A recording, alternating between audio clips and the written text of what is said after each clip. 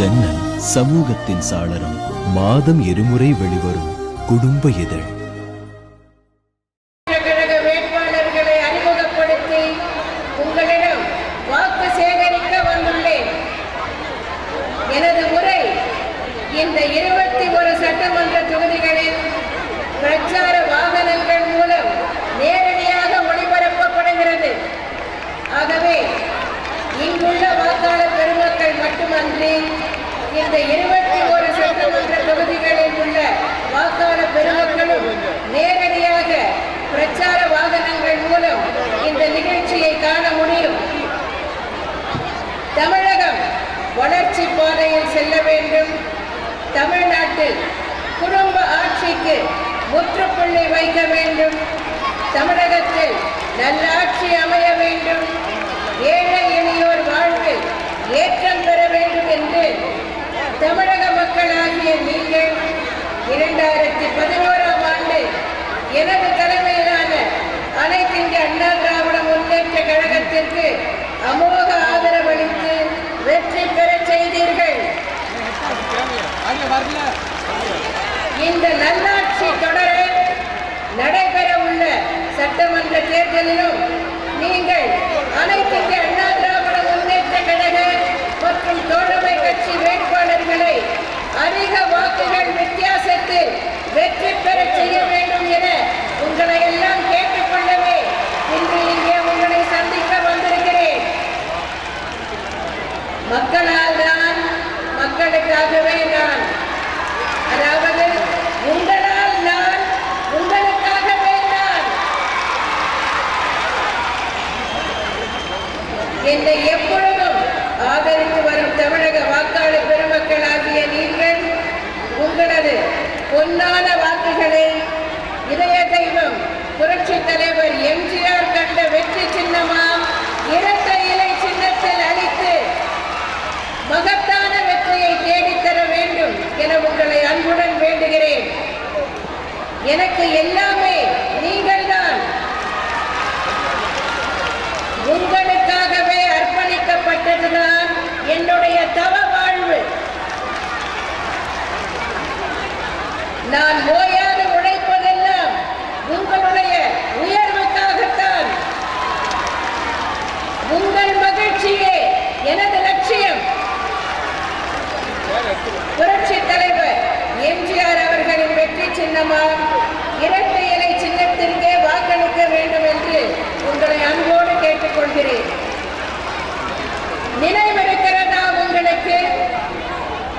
15 மணி நேரம் மின்வெட்டு, பள்ளி பிள்ளைகள் படிக்க முடியவில்லை, தொழில்கள் எல்லாம் முடங்கின, துன்பங்கள் தான் பெறுகின. அது அந்த காலம். இப்பொழுது தமிழகம் மின்சார உற்பத்தியில் தன்னிறைவு பெற்றுள்ளது. தமிழ்நாடு மின் மிகை மாநிலம் ஆகியுள்ளது.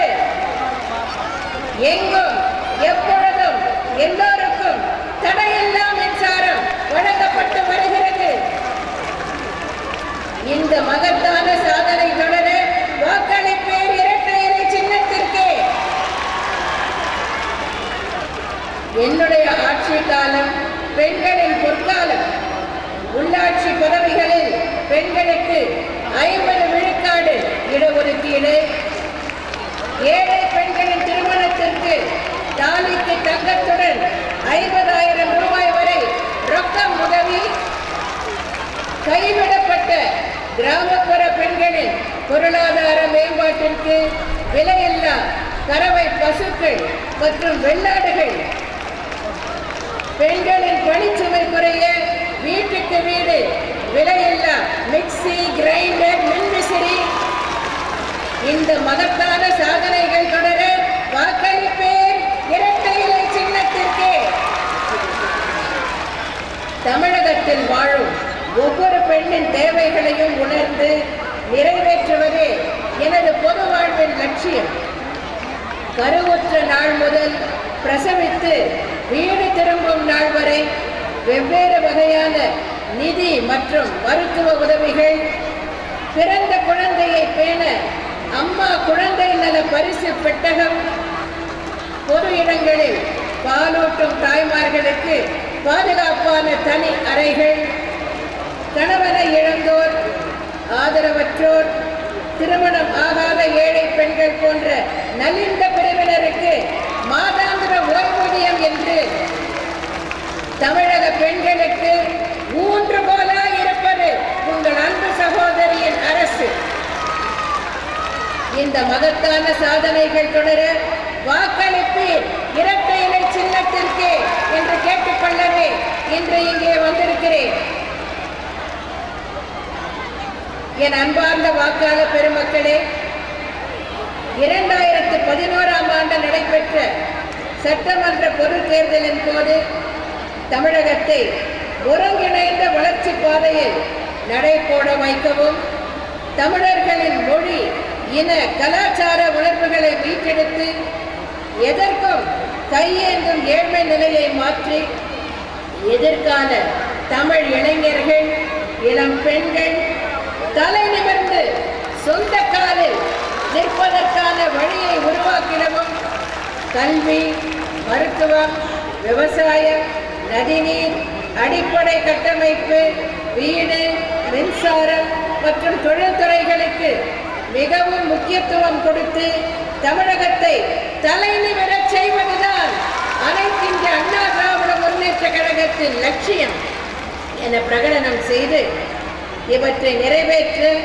செயல்படுத்தப்படும் திட்டங்களை பற்றி எங்களது 2011ஆம் ஆண்டைய தேர்தல் அறிக்கையில் 54 தலைப்புகளில் தெரிவித்திருந்தோம்.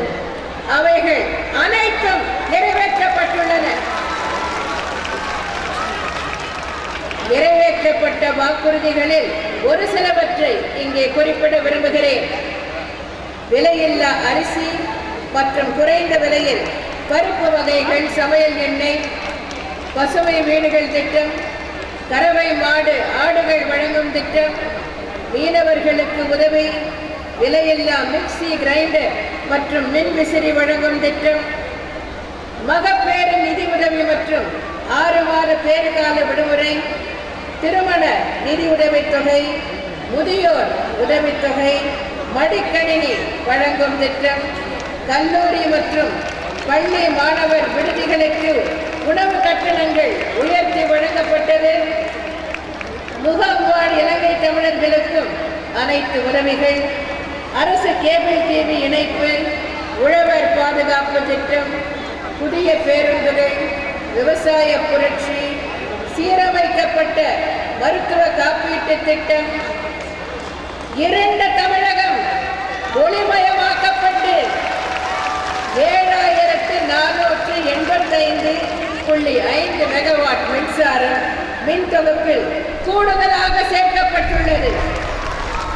ஜவுளி பூங்காக்கள், நகர்ப்புறம் போன்று கிராமப்புறங்களிலும் வசதிகள், மாணாக்கர்களுக்கு 5000 ரூபாய் உதவித்தொகை, 25% மானியத்துடன் கடன் உதவி, மூத்த குடிமக்களுக்கு கட்டணமில்லா பேருந்து பயணம், மினரல் வாட்டர் திட்டம்.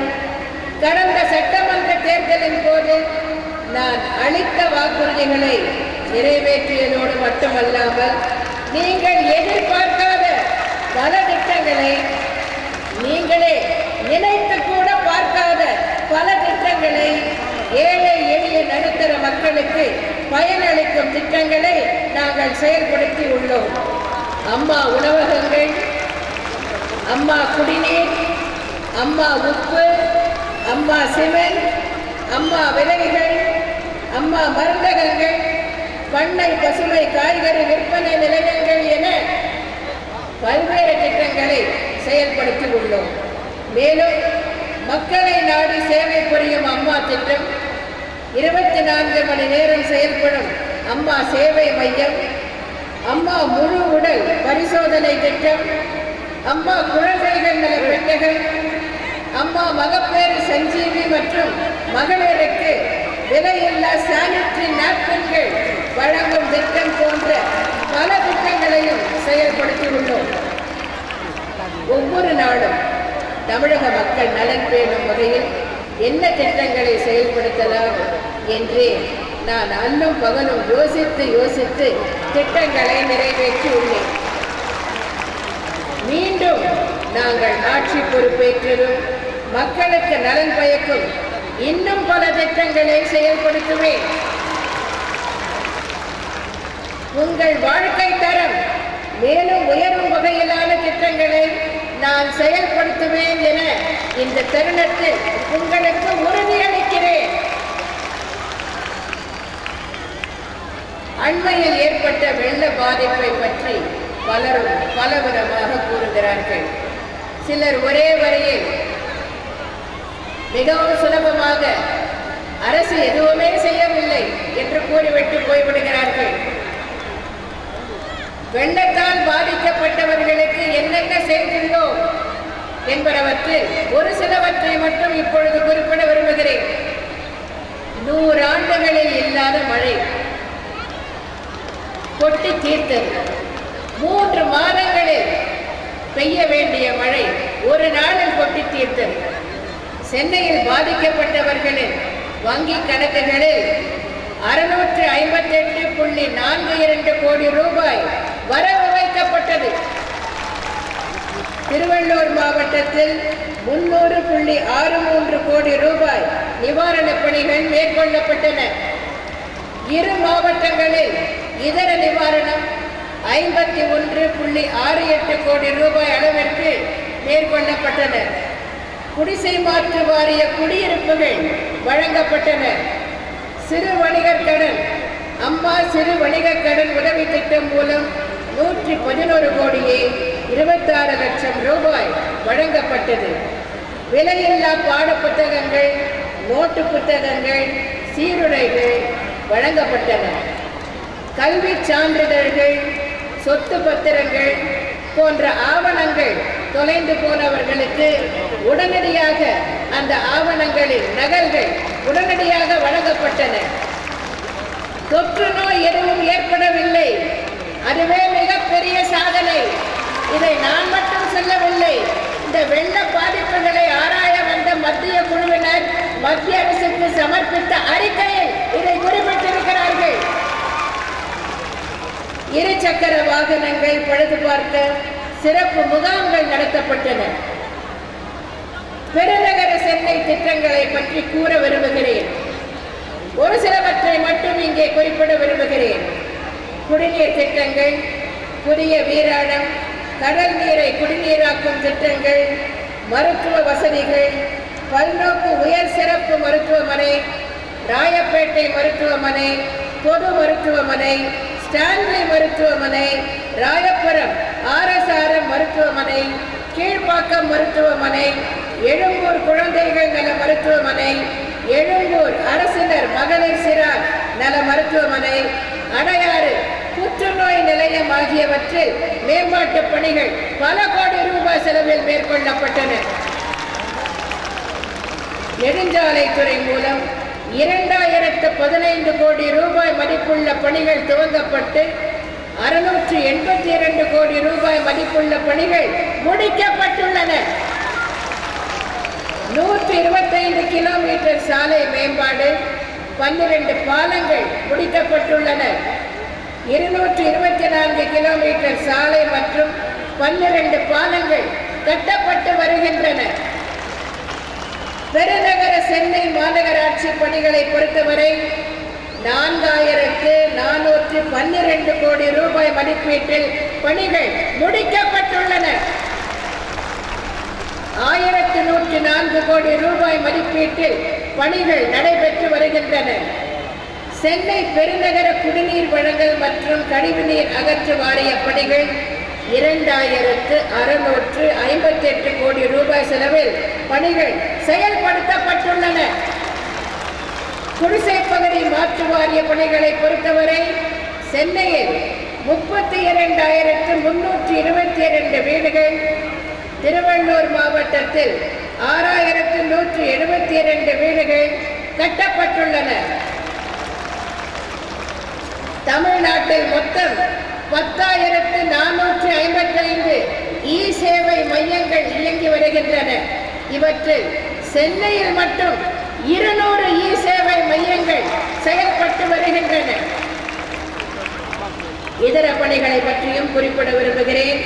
சேத்துப்பட்டு ஏரியில் 42 கோடி ரூபாய் செலவில் பொழுதுபோக்கு மீன்பிடிப்பு மற்றும் பசுமை பூங்கா, புதிய கலைவாணர் அரங்கம் திரு கருணாநிதி இடித்தார், அதை நான் கட்டினேன்.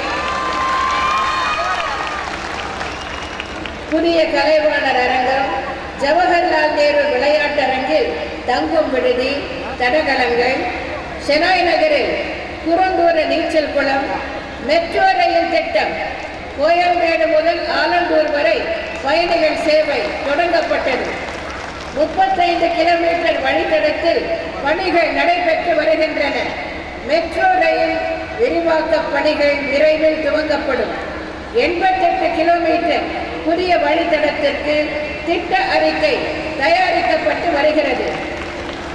தொழில்துறையை பொறுத்தவரை புதிய தொழிற்சாலைகள் ஏராளமாக துவங்கப்பட்டுள்ளன. சட்டம் ஒழுங்கு மிக நன்றாக பேணி பாதுகாக்கப்படுகிறது. சென்னை மிகவும் பாதுகாப்பான நகரம். இந்தியா முழுவதிலும் உள்ள அனைத்து நகரங்களிலும் சென்னை தான் மிகவும் பாதுகாப்பான நகரம். அதிலும் குறிப்பாக பெண்களுக்கு பாதுகாப்பான நகரம் என்று நான் சொல்லவில்லை. இந்தியா முழுவதும் நடத்தப்பட்ட ஒரு ஆய்வு கூறுகிறது, மத்திய அரசின் ஆய்வு கூறுகிறது. பெருநகர சென்னை மாநகராட்சி பகுதியில் நிறைவேற்றப்பட்ட பல்வேறு பணிகள் பற்றி நான் தெரிவித்துள்ளேன்.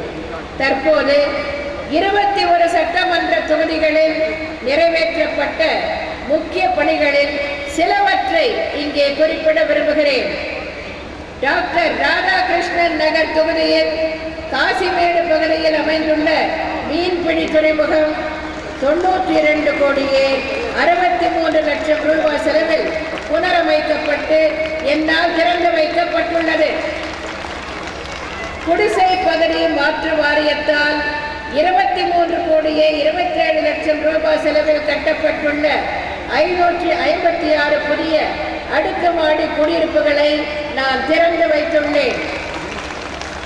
அரங்கநாதபுரம் திட்டப்பகுதியில் 480 புதிய குடியிருப்புகள் என்னால் திறந்து வைக்கப்பட்டன. அரசு கலை மற்றும் அறிவியல் கல்லூரி துவங்கப்பட்டுள்ளது. ஆர்கே நகர் தொகுதியில் 28/2/2016 அன்று நான் பங்கேற்ற அரசு விழாவில் 180 கோடியே 41 லட்சம் ரூபாய் மதிப்பிலான திட்டங்களை துவக்கி வைத்ததுடன் 193 கோடியே 26 லட்சம் ரூபாய் மதிப்பிலான திட்டங்களுக்கு அடிக்கல் நாட்டினேன். பெரம்பூர் தொகுதியில் பெருநகர சென்னை மாநகராட்சி, சென்னை பெருநகர குடிநீர் மற்றும் கழிவுநீர் அகற்றல் வாரியம், தமிழ்நாடு மின்சார வாரியம் மற்றும் நெடுஞ்சாலைத்துறை மூலம் தார் சாலைகள், சிமெண்ட் சாலைகள், பூங்கா, நடைபாதை, விளையாட்டு திடல், கட்டடங்கள், மழைநீர் வடிகால்கள், தெருமின் விளக்குகள், குடிநீர் திட்டப் பணிகள், கழிவுநீர் ஏற்று நிலைய பணிகள், பாலங்கள், தானியங்கி நடை மேம்பாலங்கள், துணை மின் நிலையங்கள், மின் மாற்றிகள், மின் கடத்திகள் அமைத்தல் ஆகிய பணிகள் 280 கோடியே 78 லட்சம் ரூபாய் செலவில் மேற்கொள்ளப்பட்டு உள்ளன. கொளத்தூர் தொகுதியில் இதே போன்று 327 கோடியே 20 லட்சம் ரூபாய் செலவில் பணிகள் மேற்கொள்ளப்பட்டுள்ளன. வில்லிவாக்கம் தொகுதியில் 207 கோடியே 81 லட்சம் ரூபாய் செலவில் பணிகள் மேற்கொள்ளப்பட்டுள்ளன. திருவிக நகர் தொகுதியில் 161 கோடியே 95 லட்சம் ரூபாய் செலவில் பணிகள் மேற்கொள்ளப்பட்டு உள்ளன. எழும்பூர் தொகுதியில் 398 கோடியே 98 லட்சம் ரூபாய் செலவில் பணிகள் மேற்கொள்ளப்பட்டுள்ளன. ராயபுரம் தொகுதியில் 209 கோடியே 46 லட்சம் ரூபாய் செலவில் பணிகள் மேற்கொள்ளப்பட்டுள்ளன. துறைமுகம் தொகுதியில் 594 கோடியே 89 லட்சம் ரூபாய் செலவில் பணிகள் மேற்கொள்ளப்பட்டுள்ளன. சேப்பாக்கம் திருவல்லிக்கேணி தொகுதியில் 420 கோடியே 75 லட்சம் ரூபாய் செலவில் பணிகள் மேற்கொள்ளப்பட்டுள்ளன. 1000 விளக்கு தொகுதியில் 264 கோடியே 74 லட்சம் ரூபாய் செலவில் பணிகள் மேற்கொள்ளப்பட்டுள்ளன. அண்ணா நகர் தொகுதியில் 563 கோடியே 39 லட்சம் ரூபாய் செலவில் பணிகள் மேற்கொள்ளப்பட்டுள்ளன. விருகம்பாக்கம் தொகுதியில் 393 கோடியே 50 லட்சம் ரூபாய் செலவில் பணிகள் மேற்கொள்ளப்பட்டுள்ளன. சைதாப்பேட்டை தொகுதியில் 272 கோடியே 17 லட்சம் ரூபாய் செலவில் பணிகள் மேற்கொள்ளப்பட்டுள்ளன. தியாகராய நகர் தொகுதியில் 356 கோடியே 30 லட்சம் ரூபாய் செலவில் பணிகள் மேற்கொள்ளப்பட்டுள்ளன.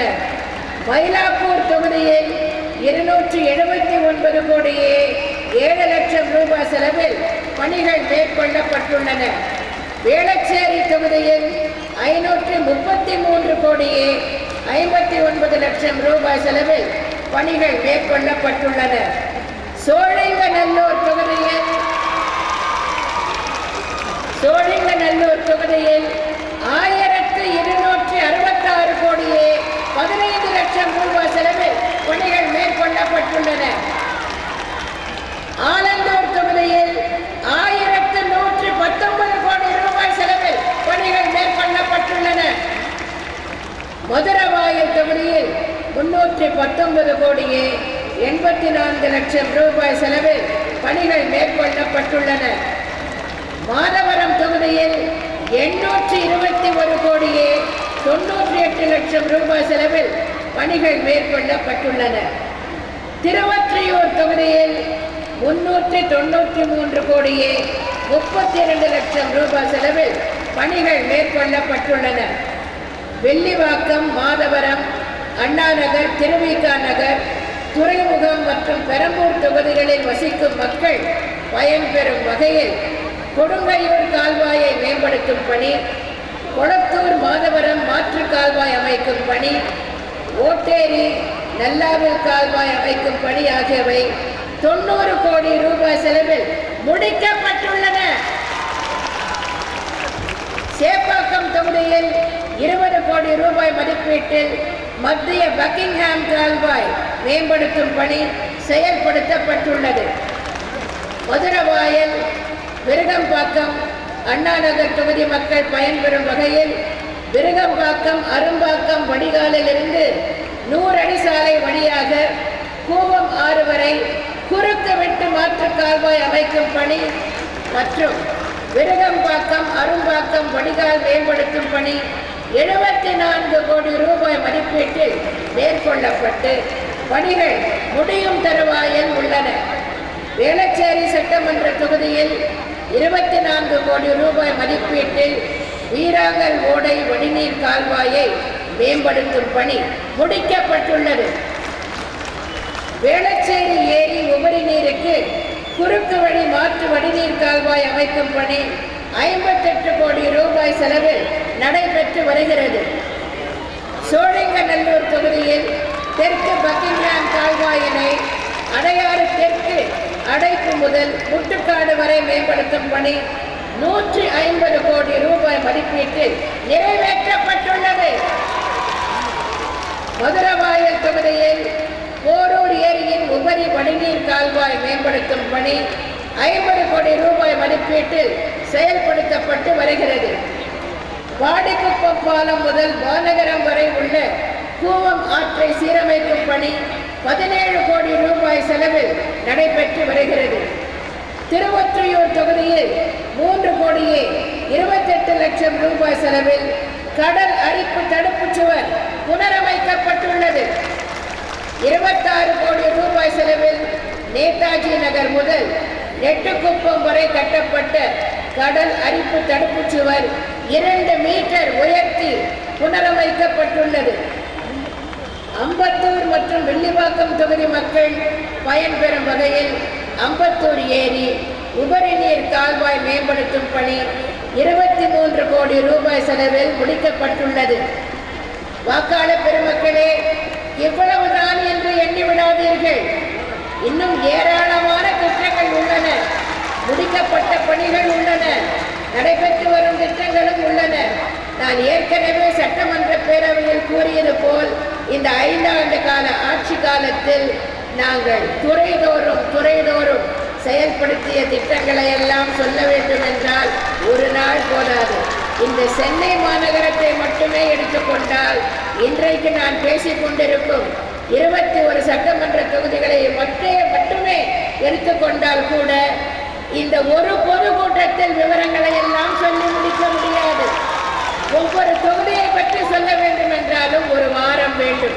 அதனால் நேரத்தின் அருமையை கருதி இத்துடன் நிறுத்திக் கொண்டிருக்கிறேனே தவிர இவ்வளவுதான் என்று எண்ணிவிடாதீர்கள். எவ்வளவு செய்திருக்கிறோம் என்ற உண்மை தெரிந்தால் எதிரிகள் மூர்ச்சையடைந்து விழுந்து விடுவார்கள். நீங்கள் எல்லாம் மகிழ்ச்சி வெள்ளத்தில் திளைப்பீர்கள். இப்பொழுது எங்கே பார்த்தாலும் யாரை பார்த்தாலும் மதுவிலக்கை பற்றி பேசிக்கொண்டிருக்கிறார்கள். அதிலும் பூரண மதுவிலக்கை பற்றி பேசிக் கொண்டிருக்கிறார்கள். தமிழ்நாட்டில் மதுவிலக்கு கொண்டு வருவது பற்றி இன்று பல அரசியல் கட்சி தலைவர்களும் பேசி வருகின்றனர். மதுவை பற்றி அறியாத ஒரு தலைமுறைக்கு மதுவை அறிமுகப்படுத்திய திமுக தலைவர் திரு கருணாநிதியும் திமுகவினரும் இது பற்றி பேசுவது வினோதமானது. சாத்தான் வேதம் ஓதுகிறது என்று இதைத்தான் சொல்லுவார்களோ? மது விலக்கை பற்றி யார் வேண்டுமானாலும் பேசலாம், ஆனால் திரு கருணாநிதி பேசக்கூடாது, திமுகவினர் பேசக்கூடாது. கேளுங்கள் வாக்காளர் பெருமக்களே, உண்மையை கேளுங்கள். வரலாறு மக்களுக்கு தெரியாது என்று திரு கருணாநிதி நினைக்கிறாரா?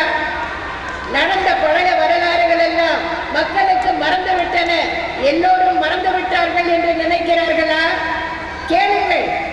1937ஆம் ஆண்டு சேலம் மாவட்டத்தில் மதுவிலக்கு கொண்டு வரப்பட்டு அதன் பின்னர் 1937ஆம் ஆண்டு சேலம் மாவட்டத்தில் மதுவிலக்கு கொண்டு வரப்பட்டு அதன் பின்னர் படிப்படியாக இது விரிவுபடுத்தப்பட்டது. 1948ஆம் ஆண்டு அண்ணல் காந்தியடிகள் பிறந்த நாளிலிருந்து தமிழகத்தில் பூரண மதுவிலக்கு அமல்படுத்தப்பட்டது. ஆனால் 1971ஆம் ஆண்டு ஆகஸ்ட் மாதம் அன்றைய முதலமைச்சர் திரு கருணாநிதியால் மதுவிலக்கு நீக்கப்பட்டது. இந்தியாவில் தயாரிக்கப்படும் அயல் நாட்டு மது வகைகள், சாராயம் மற்றும் கள் விற்பனைக்கான கடைகள் மாநிலம் முழுவதும் திறக்கப்பட்டன. மதுவிலக்கை நீக்கி குடியின் பழக்கத்திற்கு தமிழக மக்களை திரு கருணாநிதி ஆட்படுத்த முற்பட்ட போதே மூதறிஞர் ராஜாஜி அவர்கள் கொட்டும் மழையில் திரு கருணாநிதியை அவரது இல்லத்தில் சந்தித்து காலில் விழுந்து இறைஞ்சும் வகையில் கெஞ்சிய போதும் அதை உதாசீனப்படுத்தி மதுவை தமிழ்நாட்டிற்கு கொண்டு வந்தவர் திரு கருணாநிதி. அன்றைய தினம் திரு கருணாநிதி என்ன சொன்னார்? திரு ராஜகோபாலாச்சாரியார் கள்ளுக்கடையை திறந்தால் மனைவியை அடிக்கும் குற்றம் பெருகும் என்கிறார். குடிக்காதவன் மட்டும் மனைவியை அடிக்காமலாயிருக்கிறான். பெருவாரியான குடியர்கள் மனைவியை அடிப்பதில்லை, மட்டோடுதான் குடிக்கிறார்கள் என்று பேராசிரியர் ரத்தினசாமி எம்பி அவர்கள் அப்போது எழுதிய கட்டுரையின் ஒரு பகுதியை மேற்கோள் காட்டி கள்ளக்கடையை திறக்கும் கொடிய முடிவுக்கு நியாயம் கற்பித்தார் திரு கருணாநிதி. அவரும் திமுகவினரும் தான் இன்றைக்கு தாங்கள் மதுவிலக்கை அமல்படுத்தப் போவதாக கூறிக்கொள்கின்றனர். மதுவிலக்கு ரத்தை நியாயப்படுத்தும் விதமாக திரு கருணாநிதி சட்டமன்ற பேரவையில் பூரண மதுவிலக்கோ அல்லது பகுதி மதுவிலக்கோ அமலாகும் ராஜ்யங்களிலே கூட அது முழு வெற்றி அடைந்து விட்டதாக சொல்ல முடியாது. உதாரணமாக பூரண மதுவிலக்கு நடைமுறையில் இருக்கும் தமிழகத்தில் மது இறக்குவதும் விற்பதும் சட்டப்படி தடைப்படுத்தப்பட்ட காரியங்கள். ஆனாலும் ஆங்காங்கே பரவலான குடிசை தொழிலாக அது அமோகமாக நடைபெற்று வருவதை சட்டம் கண்களை மூடி வேடிக்கை பார்த்து கொண்டிருப்பது அனைவரும் அறிந்த விஷயம் என்று 1971 ஜூன் மாதம் சட்டமன்றத்தில் பேசியுள்ளார் திரு கருணாநிதி. இப்படிப்பட்ட திரு கருணாநிதி தான் இன்றைக்கு மதுவிலக்கை பற்றி பேசி வாக்குகள் பெற இயலுமா என்று முயற்சிக்கிறார். மதுவிலக்கிற்கு எதிராக பல்வேறு சந்தர்ப்பங்களில் திரு கருணாநிதி பேசியதோடு மட்டுமல்லாமல் அவரது நடவடிக்கைகளும் அவ்வாறுதான் இருந்துள்ளன. 2007 தமிழ்நாடு சட்டப்பேரவையில் கள்ளச்சாராயத்தை ஒழிக்க வேண்டும் என பல்வேறு கட்சிகளைச் சேர்ந்தவர்கள் பேசிய போது திரு கருணாநிதி, நான் அவர்களுக்கெல்லாம் சொல்வது கள்ளச்சாராயம் என்பது ஒழிக்க முடியாத ஒன்று என்பதுதான். அறவே கள்ளச்சாராயத்தை ஒழிக்க முடியாததற்கு காரணம் மதுவிலக்கு திட்டத்தில் நாம் மற்ற நாடுகளோடு போட்டி போடுவதென்றால் அவர்களை விட இன்னும் நல்ல சரக்குகளை இங்கே உற்பத்தி செய்ய வேண்டும் என்பதிலேதான் வெற்றி பெற முடியுமே தவிர வேறு வழியிலே வெற்றி பெற முடியாது என்பதற்கு இன்றைய உலக நிலை, உலக பண்பாடு, உலக கலாச்சாரம் சாட்சியாக இருக்கின்றது என்று சட்டமன்றத்தில் பேசினார் திரு கருணாநிதி. மதுவிலக்கு குறித்து இதுதான் திரு கருணாநிதியின் உண்மையான கருத்து. மதுவிலக்கை பொறுத்தவரை எனது நெஞ்சார்ந்த குறிக்கோள் பூரண மதுவிலக்கு கொண்டு வர வேண்டும் என்பதுதான். 1971 மதுவிலக்கு நீக்கப்பட்ட பின் மதுவிலக்கு கொள்கை பல்வேறு மாற்றங்களை அடைந்தது. 1990 அன்றைய திமுக அரசால் நாட்டு மதுவை தயாரித்தல் மற்றும் விற்பனை செய்தல் கொண்டு வரப்பட்டது. ஆனால் 1991 நான் ஆட்சி பொறுப்பேற்றவுடன் தமிழக மக்களுக்கு, அதிலும் குறிப்பாக தாய்மார்களுக்கு கொடுத்த வாக்குறுதியை நிறைவேற்றும் வகையில் நான் கையெழுத்திட்ட முதல் கோப்பே இந்த மலிவு விலை மதுவை ஒழிக்கின்ற கோப்புதான். அன்றைக்கு 400 கோடி ரூபாய் இழப்பை ஏற்றுக்கொண்டு இந்த முடிவை நான் எடுத்தேன். மதுவிலக்கு பற்றி தீவிரமாக ஆராய்ந்துதான் முடிவெடுக்க முடியும் என்பதால் இது பற்றி நான் இதுவரை பேசாமல் இருந்தேன். அவ்வாறு நான் அறிவித்து விட்டால் அதனை எப்படியும் நிறைவேற்றுவேன் என்பது மக்களுக்கு நன்றாக தெரியும் என்பதால் தான் திரு கருணாநிதி இது குறித்து தனது அச்சத்தை வெளியிட்டுள்ளார். உண்மையிலேயே மதுவிலக்கின் மேல் அவருக்கு ஆர்வம் இருக்குமேயானால் அனைத்திந்திய அண்ணா திராவிட முன்னேற்ற கழகம் தனது தேர்தல் அறிக்கையில் மதுவிலக்கு கொண்டு வரப்படும் என்று தெரிவித்தால் அதை நம்ப இயலாது என ஏன் கூறுகிறார்? தேர்தல் தேதி அறிவிக்கப்பட்டு தேர்தல் நடத்தை விதிகள் நடைமுறைக்கு வந்த பின்னர் மதுவிலக்கை கொண்டு வர வற்புறுத்தி சேலத்தில் திமுகவினர் ஏன் ஆர்ப்பாட்டம் நடத்த வேண்டும்? திமுக தலைவர் திரு கருணாநிதிக்கு திமுக இந்த தேர்தலில் ஜெயிக்கப் போவதில்லை என்பது நன்றாக தெரியும். எனவேதான் அரசியல் காரணங்களுக்காக மதுவிலக்கை பற்றி பேசி வருகிறார். எனவேதான் அனைத்திந்திய அண்ணா திராவிட முன்னேற்ற கழகத்தின் தேர்தல் அறிக்கையில் மதுவிலக்கை பற்றி குறிப்பிட்டால் அதை மக்கள் நம்பக்கூடாது என அறிக்கை வெளியிட்டுள்ளார். வாக்காளர் பெருமக்களே, எந்த ஒரு செயலையும் ஆராய்ந்து எந்த ஒரு உறுதிமொழியையும் செயல்படுத்த முடியுமா என்று நன்கு சிந்தித்த பின்னரே அத்தகைய உறுதிமொழியை இந்த ஜெயலலிதா வழங்குவார் என்பது நாட்டு மக்கள் அனைவருக்கும் நன்றாக தெரியும். எனவேதான் அது போன்ற உறுதிமொழிக்கு அஞ்சி நடுங்கி முன்ஜாமீன் கோருவது போல திரு கருணாநிதி அறிக்கை வெளியிட்டுள்ளார். 2005-2006 நிதியாண்டில் அதாவது எனது தலைமையிலான முந்தைய அனைத்திந்திய அண்ணா திராவிட முன்னேற்ற கழக ஆட்சியின் இறுதி ஆண்டு IMFS, அதாவது இந்தியாவில் தயாரிக்கப்பட்ட வெளிநாட்டு மதுபானம் 2,29,22,000 பெட்டிகள் விற்பனை ஆயின. 2010-2011 ஆண்டு, அதாவது முந்தைய மைனாரிட்டி திமுக ஆட்சியின் இறுதியில் இது 4,78,91,000 பெட்டிகள் என உயர்ந்தது.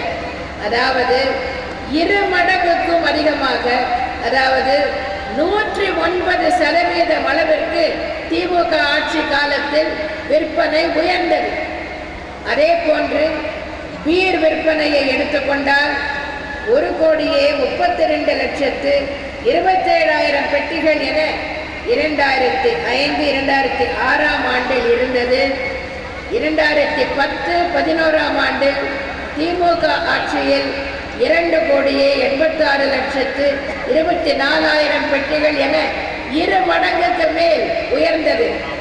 இந்த ஆண்டில், அதாவது கழக ஆட்சியில் இது 2,31,89,000 பெட்டிகள் என குறைந்துள்ளது. மக்களை அதிகம் குடிக்க வைத்தது திமுக தான் என்பதை இதிலிருந்தே தெரிந்து கொள்ளலாம். பூரண மதுவிலக்கு கொண்டு வரப்பட வேண்டும் என்பதுதான் எப்பொழுதும் நான் கொண்டுள்ள கொள்கையாகும். ஆனால் பூரண மதுவிலக்கை ஒரே கையெழுத்தில் கொண்டு வருவது என்பது இயலாது. இது படிப்படியாகத்தான் கொண்டு வர முடியும். 1971 ஆண்டில் திமுகவால் மது அறிமுகப்படுத்தப்பட்டு ஒரு தலைமுறைக்கு மேலாக இது தமிழ்நாட்டில் உள்ளது. எனவேதான் இதை ஒரே நாளில் ஒழிக்க இயலாது.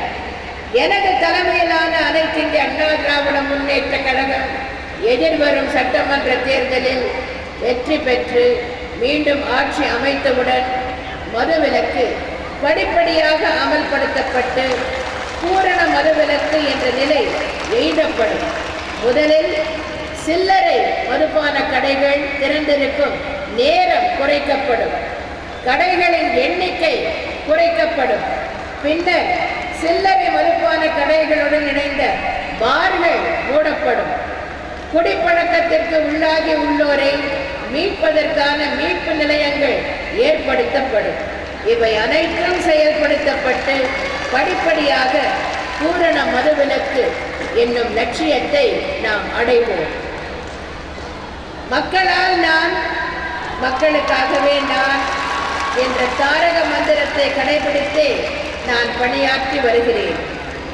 உண்மை எப்படி நம்பிக்கையை கொடுக்கிறதோ, உழைப்பு எப்படி வசதியை கொடுக்கிறதோ, திறமை எப்படி வெற்றியை கொடுக்கிறதோ, அதுபோல எனது ஆட்சி உங்களுக்கு வசந்தத்தை கொடுத்திருக்கிறது.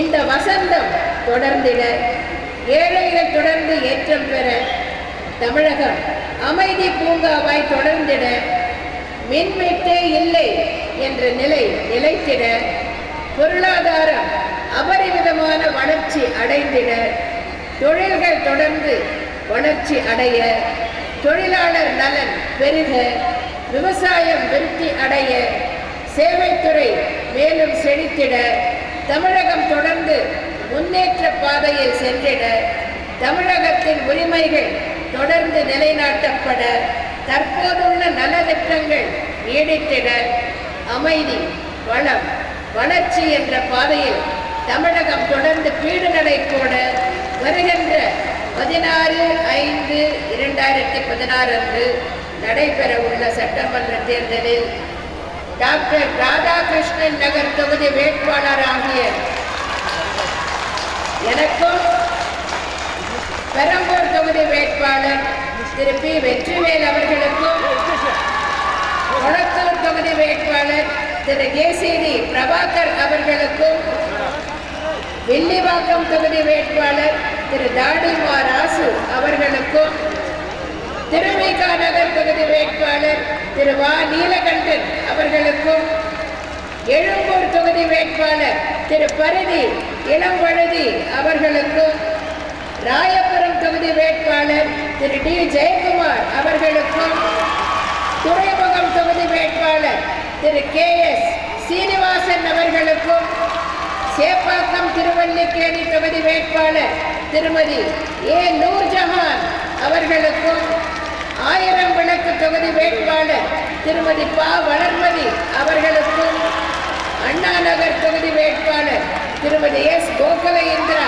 அவர்களுக்கும், விருகம்பாக்கம் தொகுதி வேட்பாளர் திரு விருகை VN ரவி அவர்களுக்கும், சைதாப்பேட்டை தொகுதி வேட்பாளர் திரு C பொன்னையன் அவர்களுக்கும், தியாகராய நகர் தொகுதி வேட்பாளர் திரு பி சத்யநாராயணன் என்கிற டி நகர் சத்யா அவர்களுக்கும், மயிலாப்பூர் தொகுதி வேட்பாளர் திரு R நடராஜ் அவர்களுக்கும், வேளச்சேரி தொகுதி வேட்பாளர் திரு நீலாங்கரை MC முனுசாமி அவர்களுக்கும், சோழிங்கநல்லூர் தொகுதி வேட்பாளர் திரு லியோ என் சுந்தரம் அவர்களுக்கும், ஆலந்தூர் தொகுதி வேட்பாளர் திரு பன்ருட்டி சார் ராமச்சந்திரன் அவர்களுக்கும், மதுரவாயல் தொகுதி வேட்பாளர் திரு ப பெஞ்சமின் அவர்களுக்கும், மாதவரம் தொகுதி வேட்பாளர் திரு டி கிருஷ்ணமூர்த்தி அவர்களுக்கும், திருவொற்றியூர் தொகுதி வேட்பாளர் திரு பி பால்ராஜ் அவர்களுக்கும், இளையரேவன் புரட்சி தலைவர் MGR கண்ட வெற்றி சின்னமா இரட்டை இலை சின்னத்தில் வாக்களித்து பெருவாரியான வாக்குகள் வித்தியாசத்தில் அனைவரையும் மகத்தான வெற்றி பெற செய்ய வேண்டும் என்று உங்கள் அனைவரையும் அன்புடன் வேண்டி கேட்டுக்கொண்டு, அண்ணா நாமம் வாழ்க, புரட்சி தலைவர் MGR நாமம் வாழ்க என்று கூறி விடைபெறுகிறேன். நன்றி, வணக்கம்.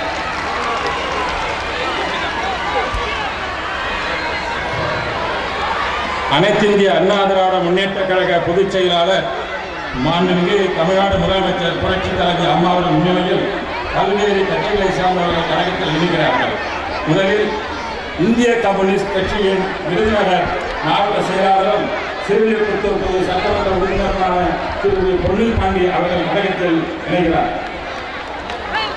விருதுநகர் தொகுதி முன்னாள் சட்டமன்ற உறுப்பினர் திரு R வரதராஜன் அவர்கள் கழகத்தில் இணைகிறார்.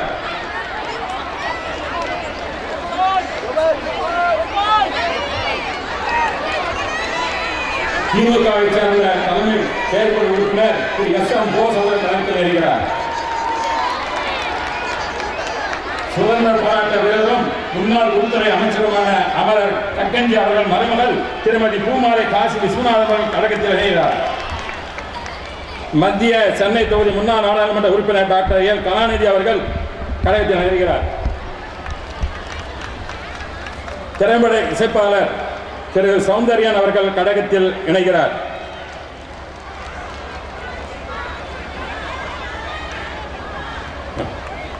திருவாரூர் மாவட்ட மன்னார்குடி தொகுதி முன்னாள் சட்டமன்ற உறுப்பினர் திரு ச ஞானசுந்தரம் அவர்கள் கழகத்தில் இணைகிறார்.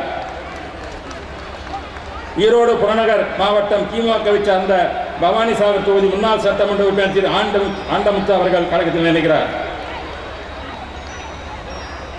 திமுக தலைமை கழக பேச்சாளரும் நடிகருமான திரு பி ஜெயமணி அவர்கள் கழகத்தில் இணைகிறார்.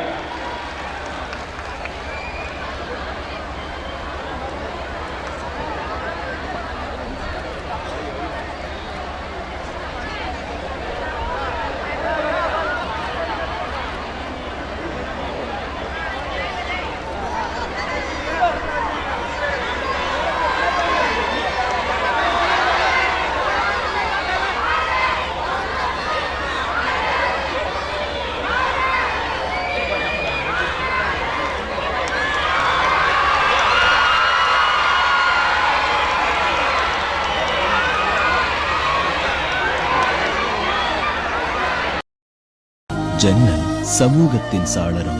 மாதம் இருமுறை வெளிவரும் குடும்ப இதழ்.